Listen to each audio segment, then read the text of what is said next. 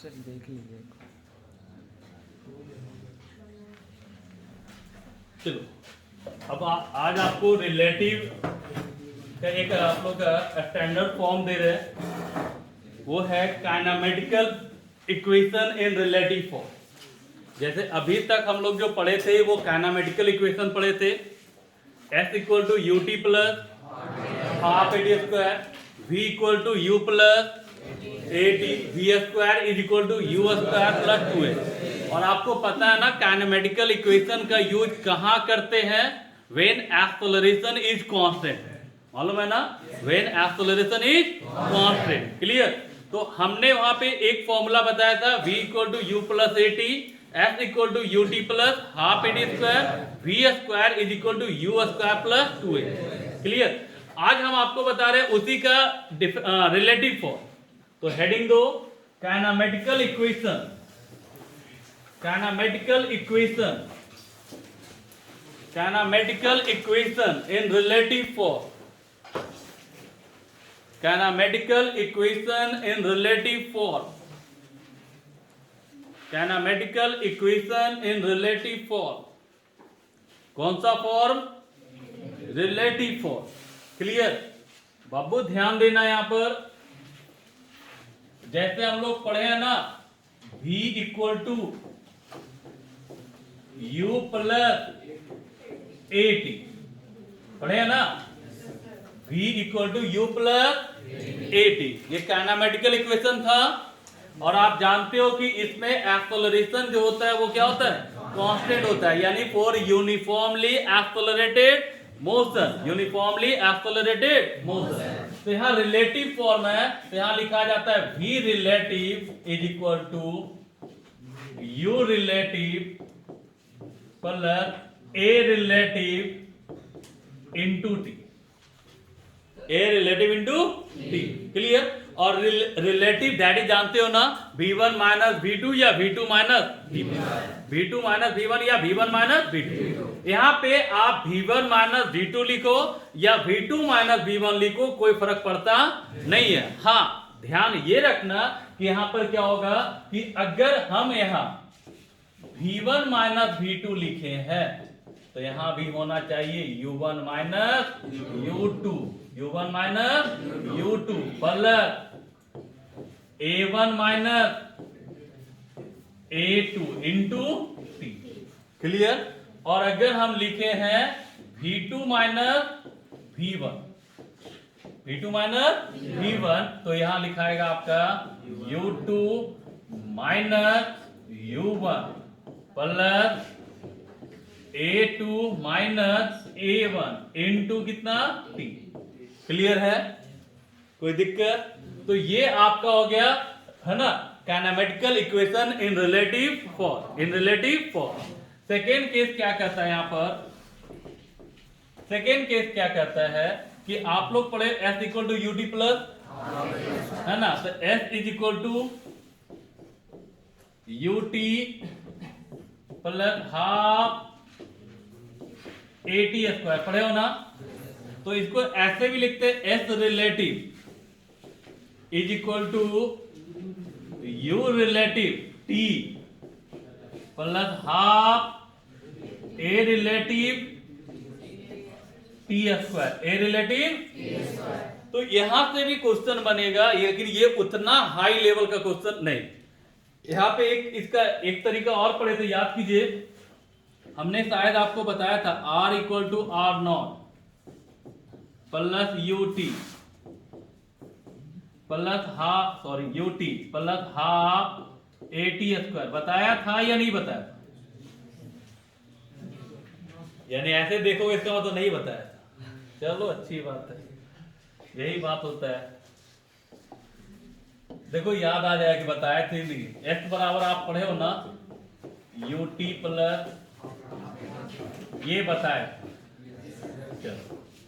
और x that is displacement, displacement मतलब final minus initial. तो इसी को तो हम लिखे R2 minus R1 is equal to कितना? UT plus half AT square. और R2 बराबर लिख सकते हैं इसको R1 plus UT plus half AT square, यही चीज तो लिखा हुआ था है ना। बस थोड़ा सा बदल क्या दिए, यहाँ पे R2 को नहीं लिखे R लिख दिए, R1 को लिख करके R0 लिख दिए, वही ना। बाकी ये फॉर्मूला बताए थे, ठीक है, ये बताया, यहाँ तक बताए थे। बंदर वाला क्वेश्चन बनता है कि मान लो कोई बंदर पेड़ पे लटका हुआ है, आपने ढेला फेंक के मारा, बंदर हाथ छोड़ दिया डर के कारण, तो भाई कितने पे जाके टकराएगा, कितने एंगल से प्रोजेक्ट किया जाए। तो इस टाइप का, ये दो दोस्त है, कुछ दूरी पे खड़ा है, दोनों ने बॉल को प्रोजेक्ट किया, बॉल जाके आसमान में जाके क्या किया, टकराया, तो भाई कहाँ टकराया होगा, उसके लिए कितने वेलोसिटी से प्रोजेक्ट करना चाहिए, कितने एंगल पर प्रोजेक्ट करना चाहिए। तो उस टाइप का क्वेश्चन इसी से क्या होता है, बनता है। तो ये हो गया फॉर्मूला। तो इसी को हम क्या लिखे थे, R इज इक्वल टू कितना, R0 plus UT plus half AT square, ये जनरल हुआ। अब इसी को रिलेटिव फॉर्म में लिखेंगे तो क्या लिखेंगे, R relative is equal to R0 relative plus U relative T plus half A relative T square. Yes या नो, लिखेंगे ना। अब बताइए यहां क्या बताया गया था, R1 माइनस R2 लिखो या R2 माइनस R1 लिखो, फर्क नहीं पड़ता है। बस इतना ध्यान रखना है कि अगर 1 यहां पहले है तो सबका 1 क्या होना चाहिए, पहले होना चाहिए। बस इतना ही ध्यान रखना है। तो यहां देखो, इसको लिखेंगे R2 minus R1 equal to R02 minus R01। ये जानते हो ये क्या होता है, मालूम है ये क्या होता है, पता है, इसको कहते हैं इनिशियल पोजीशन। देखो ना, ये क्या है, इनिशियल, ये क्या है, फाइनल। तो फाइनल माइनस इनिशियल को क्या कहते हैं, डिस्प्लेसमेंट। क्या कहते हैं भाई, हम एक चीज बताए थे आपको, कपड़ा एक होता है, सिलने का तरीका अलग होता है, जिसको हम लोग फैशन डिजाइन करते हैं। फिजिक्स का फॉर्मूला एक है, लिखने का तरीका बदल जाता है, तो उसी को कहते हैं हायर कंसेप्ट। वही चीज तो पढ़ रहे हैं, बस पढ़ने का तरीका थोड़ा क्या कर दिए, बदल दिए, थोड़ा देखने में अच्छा लगता है। ठीक है, तो ये हो गया R02 है ना। और यहाँ पे देखा जाए तो U रिलेटिव कितना लिखोगे, तो यहाँ 2 आ गया ना, तो U2 minus U1 into T plus half कितना, A2 minus A1 T square. बस इतना ध्यान रखना कि यहाँ 2 आगे है तो यहाँ पे आपका 2 सब में आगे होगा, अगर यहाँ 1 लिखते तो 1 सब में आगे। अब एक एक करके सबका मीनिंग समझो। R2 क्या होता है कि जैसे रिलेटिव, तो रिलेटिव वर्ड का यूज किसके लिए किया था, एक सिंगल ऑब्जेक्ट के लिए नहीं, रिलेटिव वर्ड जब भी यूज किया जाता है तो 2 ऑब्जेक्ट के लिए, कितने, 2, कम से कम 2 का मोशन एक साथ। जैसे अभी हम एक बुक खोले थे IITG पैटर्न, तो वहां पे सारा क्वेश्चन देख रहे थे इसी से था, तो चलो दे भी देते, ऐसे भी देना था इसे, है ना। बस लाइव क्लास का वेट कर रहे थे कि आपका जब स्टार्ट होगा तब हम इसको देंगे, समझ में आ रहा है। तो ये सब आप लोग का कुछ अलग कंसेप्ट होगा, जहां से कुछ अच्छे लेवल का क्वेश्चन क्या होगा, बनेगा, और वो भी विद इन सेकेंड बनेगा नहीं, विद इन सेकेंड बनेगा, कम से कम समय में बनेगा।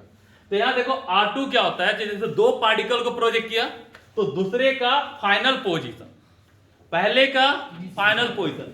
यहां देखो ये क्या है, R02 यानी इनिशियल पोजीशन ऑफ 2, ये क्या है, इनिशियल पोजीशन ऑफ 1। ये हो गया initial velocity of 2 minus initial velocity of 1 into T। बाकी तो जान ही रहे हो, जल्दी से इसको नोट कीजिए, फिर आगे देखते हैं। हेडिंग दिए kinematical equation in relative form.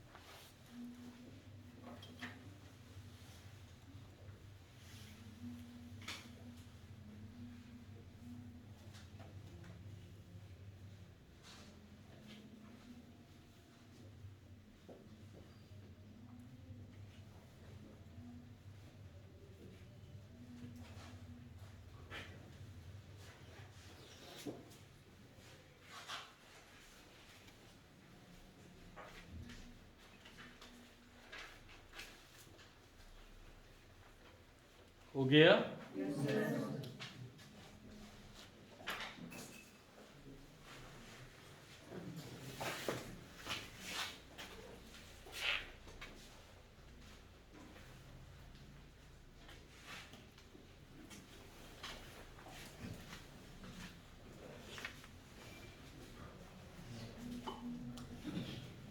बड़े नेक्स्ट पेज।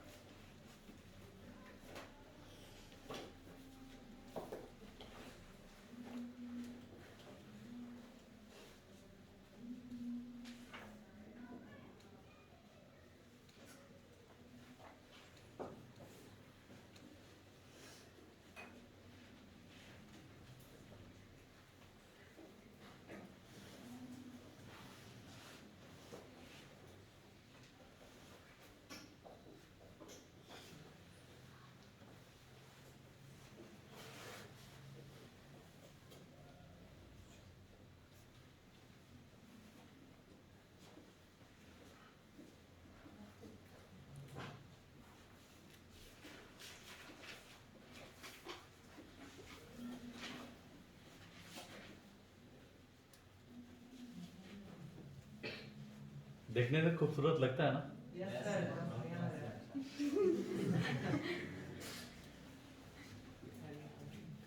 ये फिजिक्स का स्मार्ट कंसेप्ट है। ठीक है, अब smart concept, smart board, smart आदमी ना, सबका कॉम्बिनेशन होना चाहिए ना। और मेरा स्मार्ट स्टूडेंट लोग, अब फुल मत जाना।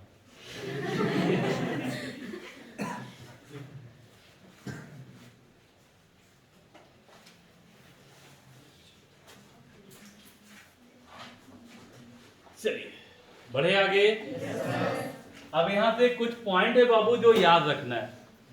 जैसे रिलेटिव वर्ड है तो इसका क्वेश्चन जनरली क्या आता है, आप जानते हो कि होगा क्या, कि दो बॉडी का मूवमेंट होगा, है ना। दो बॉडी का क्या होगा, मूवमेंट। तो मूवमेंट होगा तो भाई यहाँ पे जनरली क्वेश्चन देगा, कहीं ना कहीं जाके मिलेगा। क्वेश्चन जनरली ज्यादातर यही होता है। ठीक है, जैसे कह रहा है कि कोई चोर है भागा, अब पुलिस तो जानते हो लेठी से आता है ना। वो 10 मिनट बाद स्टार्ट किया मोशन को पुलिस। अब वहां चोर को क्या करना है, पकड़ना है। चोर को क्या करना है, तो भाई पकड़ा, जहां भी पकड़ा होगा दोनों का पोजीशन तो सेम होगा। दोनों का पोजीशन क्या होगा, तो ये ध्यान रखिएगा क्वेश्चन में क्या क्या पॉइंट की जरूरत पड़ती है। पहला कि दो पार्टिकल का इनिशियल पोजीशन सेम हो भी सकता है और नहीं भी हो, है ना। इनिशियल पोजीशन सेम हो भी सकता है और नहीं भी। अब बोलोगे सर इसका मतलब, जैसे क्वेश्चन आपको ऐसा मिलेगा, ध्यान दीजिएगा, क्वेश्चन जो आपको मिलेगा वो ऐसा देखने को मिलता है। आप ऐसा क्वेश्चन आईआईटी क्वेश्चन बैंक में देखे होंगे। एक पार्टिकल को यहां से प्रोजेक्ट किया गया और एक पार्टिकल को यहां से प्रोजेक्ट किया गया, और दोनों जाके क्या होगा, टकराएगा। तो दोनों का पोजीशन सेम है, इनिशियल पोजीशन सेम है, फाइनल सेम हुआ जब टकराया तब, लेकिन इनिशियल सेम है ना। ऐसा क्वेश्चन आता है कि यहां से आप लोग एक पार्टिकल को प्रोजेक्ट किया, दूसरे पार्टिकल को यहां से प्रोजेक्ट किया, दोनों जाके कहीं ना कहीं जाके क्या किया, कोलाइड किया। क्या इनिशियल पोजीशन सेम है, नहीं, सेम नहीं है ना, नहीं। लेकिन हाँ, एक क्वेश्चन आपका ये भी है जो एरोड्रोम में है, कि दो पार्टिकल को, है ना, अपोजिट डायरेक्शन में प्रोजेक्ट किया गया। तो यहां देखो इनिशियल पोजीशन क्या है, सेम है। आया समझ में? यानी मेरा कहना है कि क्वेश्चन में इनिशियल पोजीशन सेम हो भी सकता है, नहीं भी हो सकता है, बट फाइनल पोजीशन क्या होगा, सेम। और जब भी दो पार्टिकल मिलेगा, when two particle meet in the space, जब दो पार्टिकल हवा में मिलेगा, that is final position will be same. कहीं भी मिलेगा भाई, फाइनल पोजीशन क्या होगा, सेम होगा। और जब फाइनल पोजीशन सेम होगा तो उसका रिलेटिव वैल्यू जो होगा वो 0 होगा। क्यों, कि रिलेटिव जो होता है वो R2 माइनस क्या होता है, R, है ना, R, है ना। तो भाई दोनों का फाइनल पोजीशन क्या होगा, सेम। जब सेम होगा तो सेम चीज को घटाओगे क्या होगा? मीन्स मेरी बात पे ध्यान रखना कि इस टाइप के क्वेश्चन में इनिशियल आपका पोजीशन सेम हो भी सकता है और नहीं। पहला पॉइंट क्लियर। दूसरा पॉइंट क्या करना है कि जब भी दो पार्टिकल हवा में मिलेगा, जब भी दो पार्टिकल हवा में मिलेगा, है ना, कहीं भी मिलेगा, इसका मतलब यह हुआ कि उसका फाइनल पोजीशन क्या होगा? सेम। और फाइनल पोजीशन सेम होगा, दैट इज रिलेटिव वैल्यू क्या होगा? जीरो। रिलेटिव वैल्यू जब सेम है तो सेम चीज का डिफरेंस क्या होता है? ये हो गया तीसरा आपका दूसरा पॉइंट। तीसरा पॉइंट क्या कहता है कि इन दिस केस ये ध्यान रखना होगा कि दोनों का टाइम सेम होना चाहिए, दोनों का टाइम सेम होना चाहिए, है ना। अगर टाइम सेम नहीं है तो आपको टाइम सेम करवाना होगा। जैसे अब बोलोगे सर मतलब, अब मान लो कि आपका क्या है कि कोई चोर है,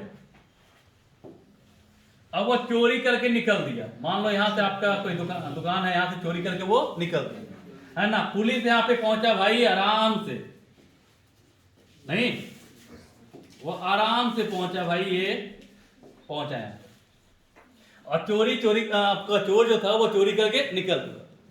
लेकिन जैसे यहां पहुंचा, इंफॉर्मेशन मिला कि चोर इधर भागा है, तो वो भी दौड़ना स्टार्ट करेगा, वो भी गाड़ी उधर की ओर लेगा। तो जिस समय यहां से वो स्टार्ट किया, चोर कहीं ना कहीं आगे निकल गया होगा।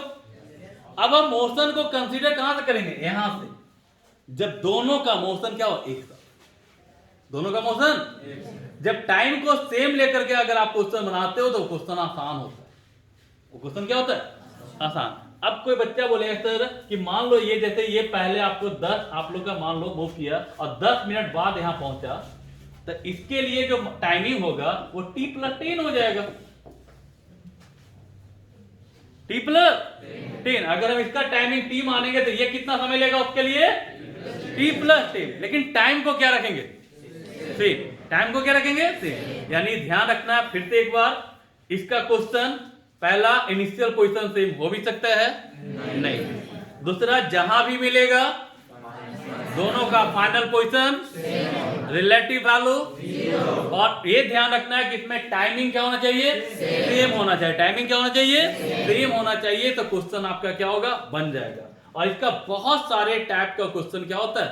बनता है। बहुत सारे टाइप का क्वेश्चन है ना। अब यहाँ पे देखो बहुत सारे टाइप क्वेश्चन है, तो देखो हम आपको कुछ स्टैंडर्ड क्वेश्चन देते हैं। इसका कंसेप्ट देंगे, थोड़ा टाइम ज्यादा लगेगा, तो हम क्वेश्चन को ही सॉल्व करते हैं, समझ गए? क्वेश्चन को ही सॉल्व करते हैं। जैसे देखो यहां पर क्या है,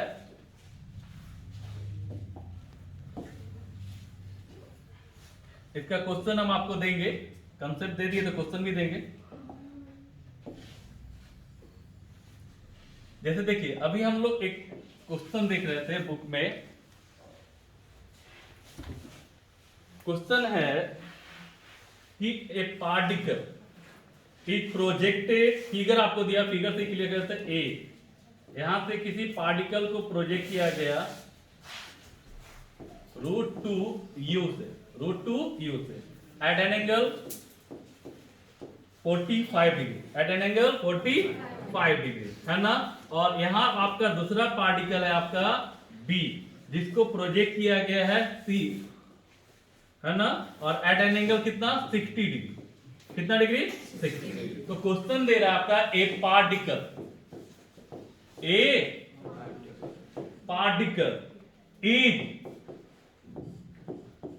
projected, A particle is projected from a point, from a point A, from a point A with velocity, with velocity √2u, कितने से? √2u at an angle 45 degree, at an angle 45 degree with horizontal, किसके साथ? Horizontal के साथ, with horizontal, clear? as shown in the figure, जो कहां दिखाया गया है? फिगर में, as shown in the figure, जहां फिगर में दिखाया गया है, कह रहा है इट स्ट्राइक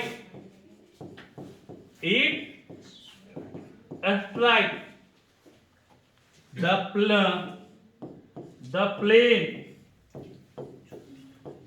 प्लेन BC, किससे? BC से,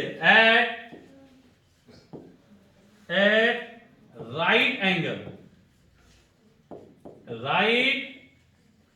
angle the velocity of the particle, the velocity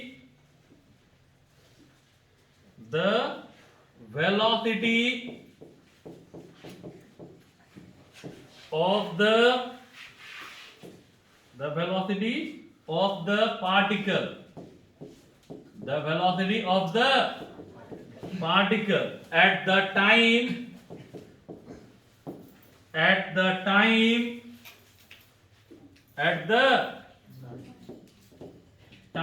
of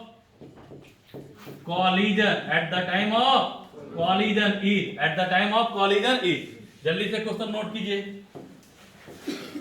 √3u/2, option B u/2, option C 2u/3 and option D u। चलिए जल्दी से बनाइए इसको।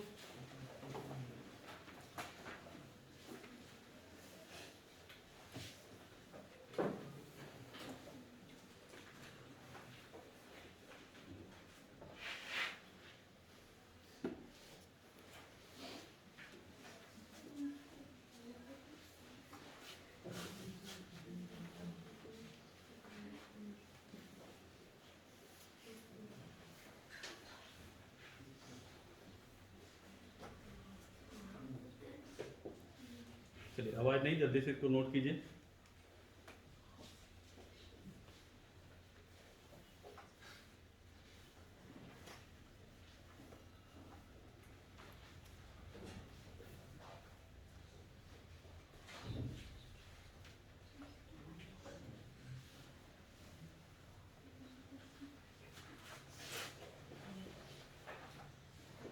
लैंग्वेज नोट कर लो, उसके बाद फिगर के लिए अभी छोड़ दीजिए।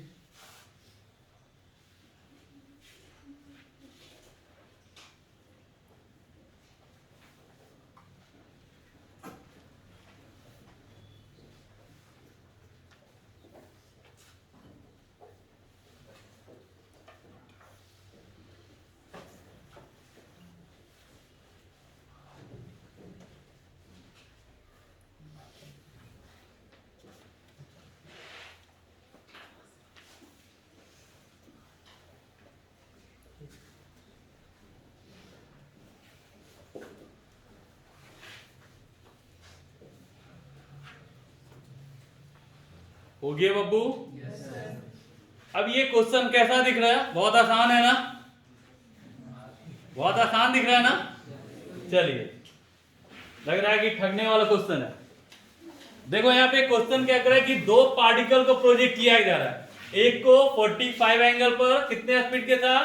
√2u, और एक को कितने के साथ नहीं पता, लेकिन कितने एंगल पर? 60, और वो कहीं ना कहीं जाके कोलाइड कर रहा है, कहीं ना कहीं जाके कोलाइड कर रहा है। क्लियर है?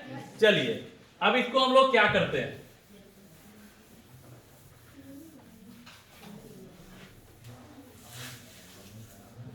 देखो मेरी बात पे ध्यान दीजिएगा। मेरा कहना है कि ये इधर गया, ये इधर गया, कहीं ना कहीं जाके ये टकराया होगा। टकराने का मतलब क्या है कि उसका फाइनल पोजीशन सेम होगा। फाइनल पोजीशन सेम होगा तो रिलेटिव तो भाई यहां बताओ, यहां पे बाई कोऑर्डिनेट सेम होगा ना दोनों का? जहां भी टकराया होगा वहां बाई कोऑर्डिनेट क्या होगा? एक्स अलग होगा, क्योंकि ये अलग एक्स है, यहाँ एक्स अलग है, लेकिन बाई तो यानी अब बताओ बाई सेम है, y1 इज इक्वल टू, और बाई सेम है, और आप जान रहे हो कि इस पे जब आपने स्पेस में प्रोजेक्ट किया, स्पेस में प्रोजेक्ट किया तो एक्सेलरेशन ड्यू टू ग्रेविटी वो तो फिक्स होता है। तो ये बाई सेम है और टाइमिंग भी सेम है, इसका मतलब ये हुआ कि इसका वेलोसिटी जो होगा वो अलोंग बाई क्या होगा, सेम होगा, v1 by equal to v2। नहीं समझ में आया, डिटेल भी कर देंगे, ये कंसेप्ट है। हालांकि डायरेक्ट लिखा जाता है कि ऐसे क्वेश्चन में बाई कंपोनेंट ऑफ वेलोसिटी क्या होता है, सेम। हम प्रूफ भी कर देंगे थोड़ी देर बाद कि ऐसे हुआ तो क्यों हुआ। तो v1 by equal to v2 by, क्योंकि दोनों का जहां भी टकराएगा, मान लो यहां टकराया तो यहां से देखा जाए तो ये बाई कोऑर्डिनेट दोनों का सेम ना होगा भाई, और बाई कोऑर्डिनेट सेम है, टाइमिंग सेम है, आपका एक्सेलरेशन ड्यू टू ग्रेविटी भी दोनों का सेम है, तो भाई बचा एक कब पॉसिबल है, जब दोनों का बाई वेलोसिटी क्या होना चाहिए, सेम होना चाहिए। तो v1 by equal to v2 by, इसका कंपोनेंट ब्रेक करो तो ये कितना था भाई, √2u। इसका कंपोनेंट ब्रेक करोगे तो √2u cos 45 और इसका √2u sin, यस या नो।